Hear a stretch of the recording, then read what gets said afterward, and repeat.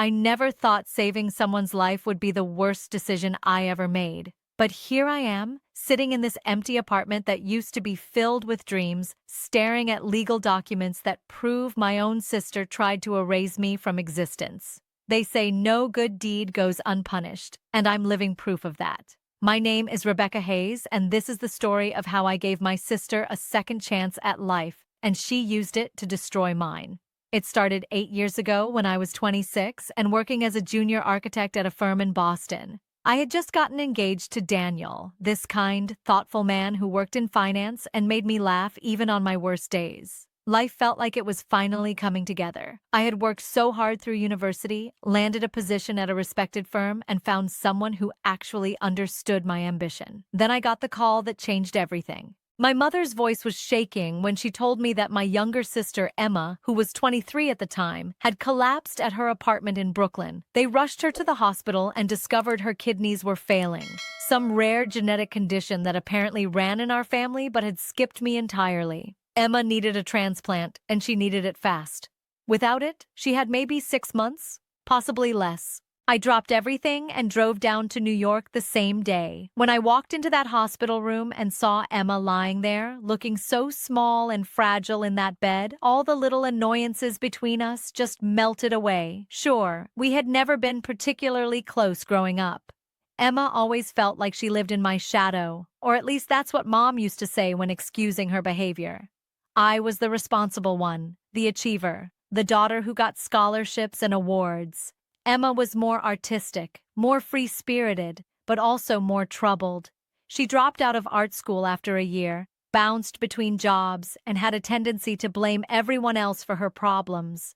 But none of that mattered when I saw her lying there with tubes coming out of her arms and terror in her eyes. She was my little sister, my only sibling, and I had something she needed. The testing process took 2 weeks. I remember sitting in the doctor's office when they confirmed I was a perfect match. 6 out of 6 antigens. The doctor said it was remarkable, that Emma was incredibly lucky. My mother cried with relief.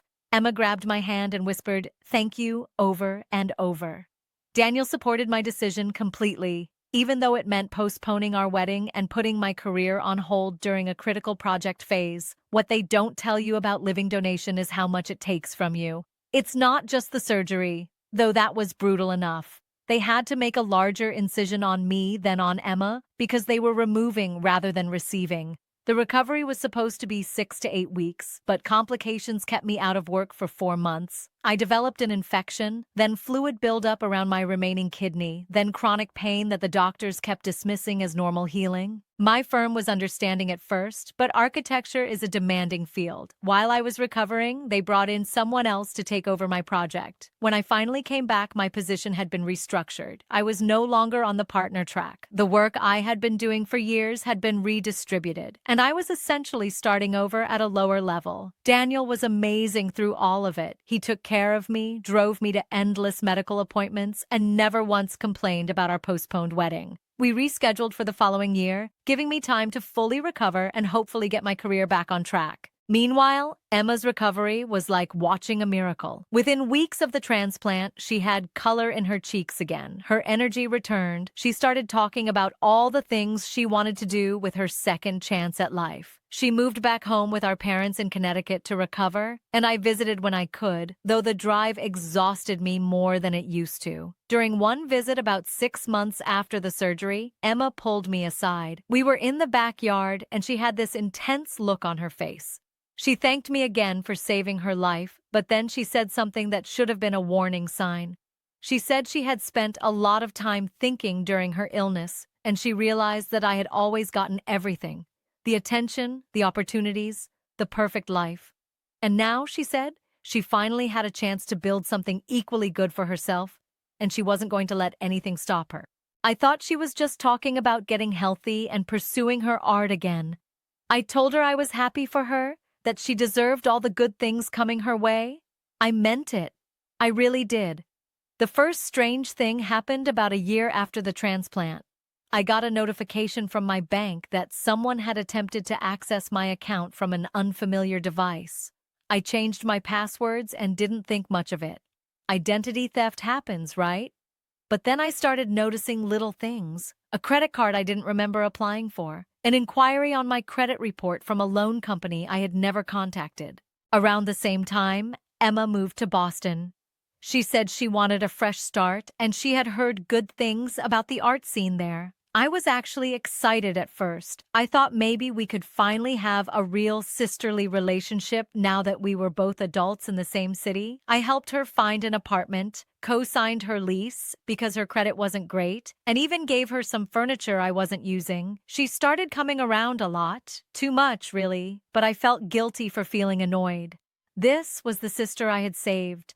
How could I begrudge her wanting to spend time with me? She would drop by unannounced, sometimes when Daniel was there. She was always charming with him, funny and flirtatious in a way that seemed harmless. She would borrow my clothes and forget to return them. She would ask to use my laptop when hers was acting up. I trusted her. God, I was so stupid. Daniel and I finally got married 2 years after the transplant. It was a small ceremony because we had already spent so much on medical bills and because, honestly, I was just tired. I wanted to be married to him, to move forward with our lives. Emma was my maid of honor. She gave a touching speech about how I had literally given her life and how she could never repay that gift. Everyone cried. I hugged her and told her that seeing her healthy and happy was all the repayment I needed. 3 months after the wedding, things started falling apart in ways I couldn't understand. Daniel became distant. He started working late, being vague about his schedule. When I asked if something was wrong, he would snap at me, which wasn't like him at all. We started fighting about stupid things, money, household chores, why I was always so tired. The chronic pain from my surgery had never fully gone away, and some days were worse than others. He seemed to have lost all patience with it. Then Emma started acting weird too. She would make comments about how Daniel seemed stressed, how maybe he needed someone who understood him better. She would say things like, "You know, Rebecca, not everyone can handle being with someone who has health issues. It's a lot to ask of a person." I told her she was being ridiculous, that Daniel and I were fine, but doubt had started creeping in. One evening, I came home early from work because I was having a particularly bad pain day. I walked into my apartment and found Emma sitting on my couch, crying. She said she had something to tell me, something she had been keeping secret because she didn't want to hurt me. My stomach dropped. She told me that Daniel had been confiding in her about how unhappy he was in our marriage, that he felt trapped by my health problems and regretted how much his life had changed since my surgery. She said he had kissed her one night when they ran into each other at a bar, but she had pushed him away because she could never do that to me. She was telling me now, she said, because I deserved to know the truth about who I had married. I felt like the ground had opened up beneath me. I confronted Daniel that night, and he was furious. He denied everything, said Emma was lying, that he had never been anything but appropriate with her. But Emma had details, specific things about conversations I knew Daniel and I had had in private, things only he could have told her. Our fights got worse. Daniel insisted Emma was manipulating the situation, but I didn't know what to believe anymore. The trust was broken, and once that happens, it's almost impossible to rebuild. During this nightmare, my career took another hit.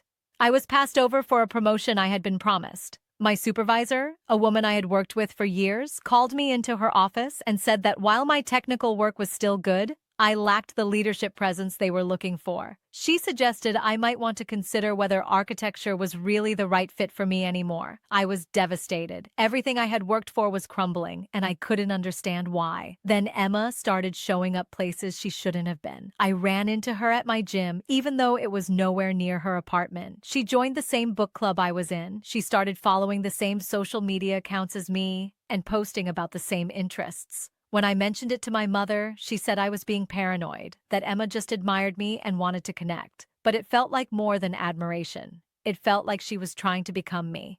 4 months after Emma's tearful confession about Daniel, he moved out. He said he couldn't do it anymore, that our marriage had become toxic and he needed space. I was shattered. The man I loved, the man who had stood by me through surgery and recovery, was walking away. And in the back of my mind, I kept hearing Emma's voice telling me that not everyone could handle being with someone with health problems. The divorce was finalized within a year. Daniel wanted it done quickly, and I was too exhausted to fight. We split our assets, sold the apartment, and went our separate ways. I moved into a smaller place in a different neighborhood, trying to start over yet again. Emma was there through all of it, playing the supportive sister. She helped me move, brought me dinner, listened to me cry. I was grateful for her, even as some part of me kept wondering about those things she had told me about Daniel. Had she been trying to help or to hurt? Then, about 6 months after my divorce was final, my mother called with shocking news. Emma was engaged to Daniel, my Daniel. I couldn't breathe. My mother was talking, saying something about how they had reconnected after my divorce, how sometimes love happens in unexpected ways, how Emma seemed so happy, but all I could hear was the rushing sound in my ears like I was drowning. When I could finally speak, I asked how long this had been going on. My mother didn't know exact dates. Emma had only told her recently, but my mind was racing, doing the math, remembering all those times Emma had been at my apartment, all those comments about Daniel being stressed, that supposed kiss at the bar. I called Daniel. He didn't answer. I called Emma. She picked up on the third ring, and her voice was sickeningly sweet. She said she knew I would be upset, but she hoped I could be happy for them. They had fallen in love, she said. It had nothing to do with me. Life just works out sometimes in unexpected ways. She said that after everything she had been through with her illness, she deserved to have something good, someone who loved her completely, someone who wasn't burdened by medical problems and career stress. That word, deserved, hit me like a punch, as if she was owed my husband because I had given her my kidney. I hung up on her. For the first time since the transplant, I felt genuine hatred toward my sister, but I still didn't understand the full scope of what she had done. Not yet. The wedding happened 3 months later. I didn't attend, obviously. My parents went, which felt like another betrayal, but they said Emma was their daughter too, and they couldn't boycott her wedding. Photos appeared on social media. Emma in a white dress that looked suspiciously similar to the one I had worn. Daniel looking happy in a way I didn't remember seeing even in our own wedding photos. I tried to move on. I threw myself into my work, though my position at the firm still felt like a dead end. I started therapy to deal with the trauma of losing both my marriage and my relationship with my sister. The therapist helped me see patterns of manipulation I had missed. She pointed out how Emma had isolated me from Daniel, planted seeds of doubt, positioned herself as the better alternative, but I still thought it was just about Daniel. I didn't know the rest yet. That revelation came 6 months after their wedding. I was at a coffee shop near my office when I overheard 2 women talking. One was showing the other something on her phone, and I heard my name, Rebecca Hayes. My head snapped up, and I moved closer, trying to hear without being obvious. They were looking at an Instagram account. The username included my full name, but it wasn't my account. I pulled out my own phone and searched for it, and there it was. An account with my name, my photos, my life story, but run by someone else. Posts about my job at the architecture firm, except the firm name was slightly different. Posts about my hobbies and interests, but with subtle changes.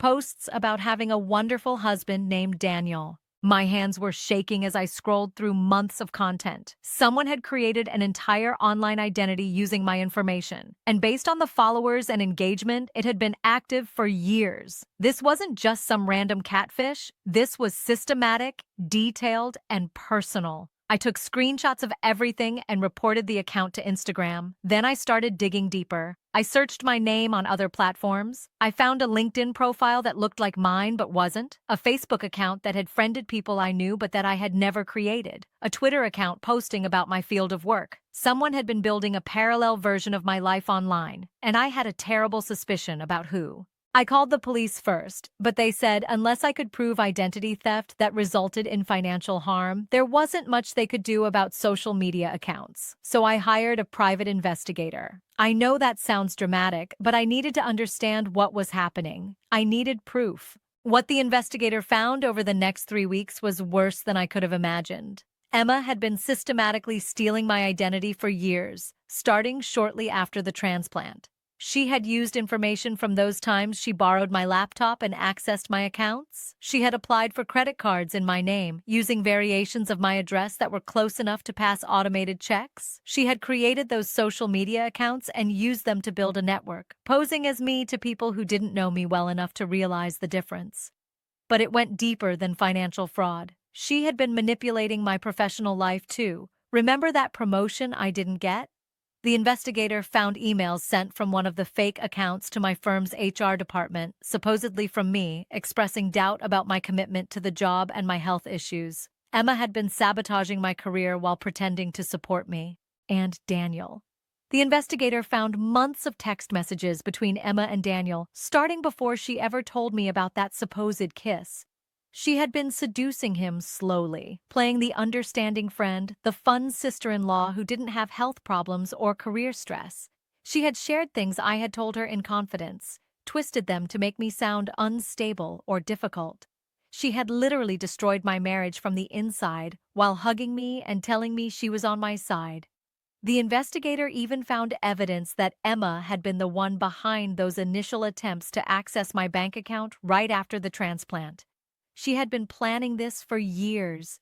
The kidney wasn't just a gift she received. In her mind, it was a debt I owed her, and she was collecting by taking my entire life. I sat with all this evidence spread across my kitchen table and felt something shift inside me. The grief and confusion crystallized into cold, focused rage. Emma hadn't just betrayed me. She had spent years systematically deconstructing my life, while I thanked her for being there for me.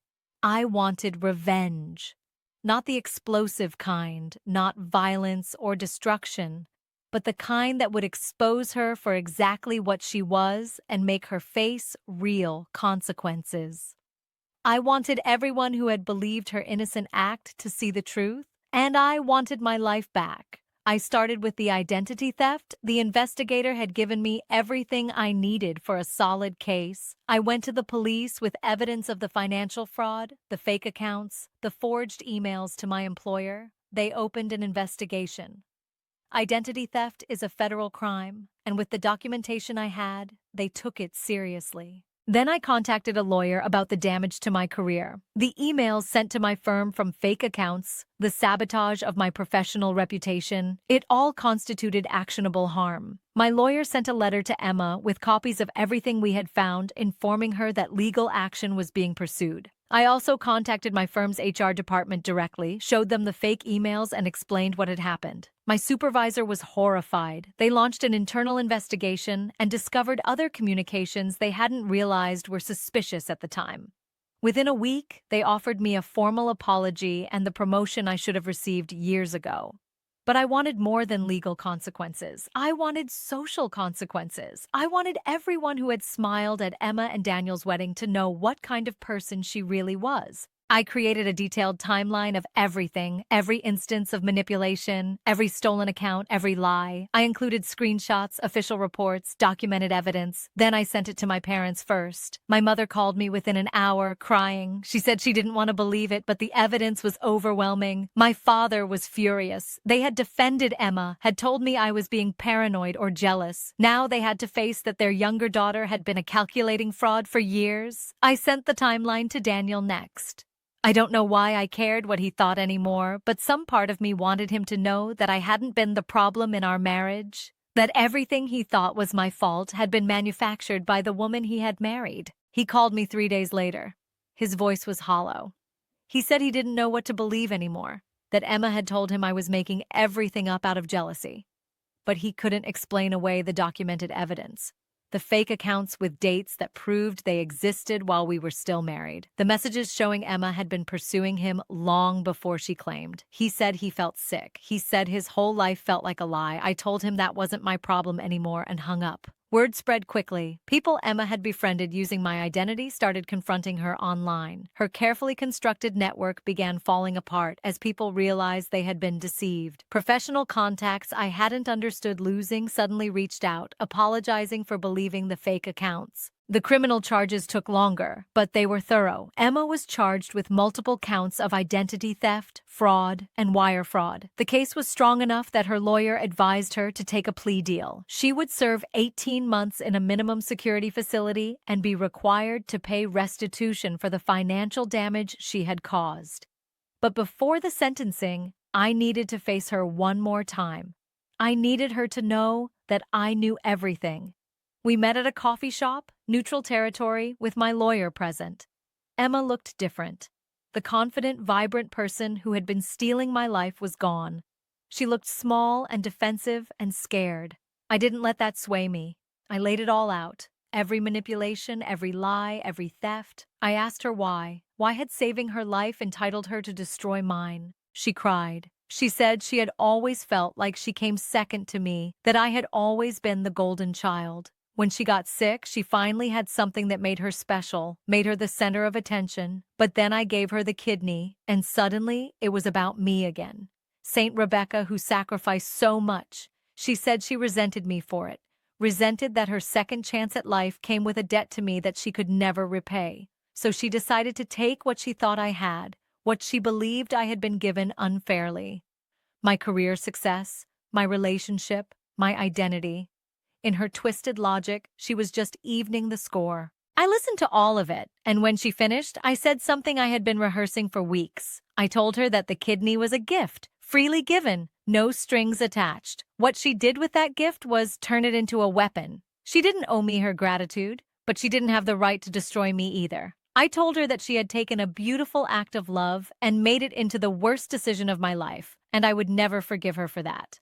Then I left. I didn't look back. The sentencing happened a month later. 18 months in prison, 3 years probation, and full restitution for documented financial losses. The judge said that Emma had violated not just the law, but the sacred trust of family. My victim impact statement was read into the record. I detailed the physical suffering from the donation, the career damage, the destroyed marriage, the years of manipulation. I wanted it all documented officially. Daniel filed for divorce while Emma was awaiting sentencing. Apparently, he couldn't handle being married to someone facing prison time. The irony wasn't lost on me. He had left me when things got hard, and now he was leaving Emma for the same reason. I felt nothing about it. My parents struggled with what to do. They visited Emma in prison a few times, but the relationship was strained. My mother told me she felt guilty for not seeing the signs, for dismissing my concerns. I told her I needed time before I could work on rebuilding trust with them. They had chosen to support Emma's wedding to my ex-husband, and that wasn't something I could just forget. My career recovered faster than my personal life. With the promotion and the restoration of my reputation, I was finally on the path I should have been on years ago.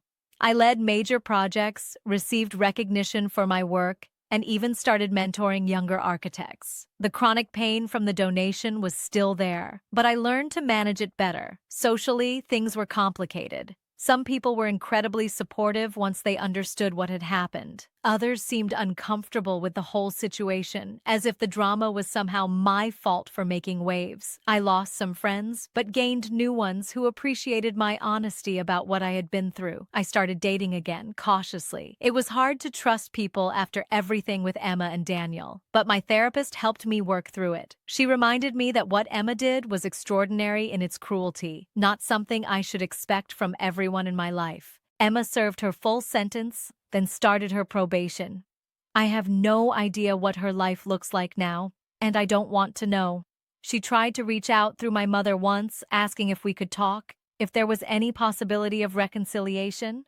I told my mother no. There are some betrayals that can't be forgiven, some violations of trust that are permanent. People sometimes ask if I regret donating the kidney. It's a complicated question. I regret that my compassion was exploited. I regret the health problems and career damage and everything that followed. But the actual decision to try to save my sister's life? I can't regret that because it was made by a version of me who still believed in the goodness of family, in the value of sacrifice, in the idea that love could overcome anything. That version of me was naive, but she wasn't wrong to try. Emma was wrong to abuse it. What I learned from all of this is that selfless acts don't guarantee goodness in return. You can give someone everything, literally a piece of your body, and they can still choose to hurt you. The gift doesn't obligate the receiver to reciprocate or even to appreciate it. All you can control is your own actions and your response when those actions are used against you. I also learned that revenge doesn't have to be about destruction. It can be about truth, about refusing to let someone's lies define your reality, about exposing manipulation so that others can see clearly. My revenge against Emma wasn't violence or cruelty. It was simply holding up a mirror and making her face what she had done. And I learned that you can rebuild from almost anything. Losing a marriage, a career trajectory, years of your life to someone else's malicious agenda, it's devastating. But it's not fatal. You gather the pieces, you document the truth, you fight for yourself, and eventually, you build something new. My life now is different from what I imagined 8 years ago when I woke up from surgery missing a kidney. It's smaller in some ways, more cautious, but it's also more authentically mine. Every relationship I have now is built on genuine trust, not obligation. Every professional achievement is untainted by sabotage. Every day I wake up in my apartment, and I know that nothing here has been stolen or manipulated or poisoned by someone claiming to love me. Emma gave me something too, though not what she intended. She taught me exactly how strong I am. She thought she could destroy me by taking my identity, my marriage, my career, but I'm still here. I survived the surgery, the betrayal, the manipulation, and the long fight to reclaim my life. I documented everything, pursued justice, and won. The scar from the kidney donation runs along my left side, a permanent reminder of what I gave. But it's also a reminder that I survived, that I chose compassion even when it cost me everything, that I fought back when someone tried to take advantage of that compassion. I still think about that day in the hospital when Emma grabbed my hand and thanked me for being a match. I wonder if even then, in that moment of apparent gratitude, she was already planning how to use it against me, or if the resentment built slowly over the years, fed by her own insecurities and sense of entitlement. I'll never know for sure, and I've accepted that. What matters is that I know the truth now, that everyone knows the truth, that Emma faced real consequences for what she did, not just legal, but social and familial. Sometimes people who hear my story say that I should have seen the signs earlier, that I was naive to trust her. Maybe they're right, but I refuse to let Emma's betrayal turn me into someone who can't trust anyone. Yes, I'm more careful now. Yes, I pay attention to red flags I might have dismissed before, but I won't let her steal my ability to hope for goodness in people. The last time I saw Emma in person was at the sentencing hearing.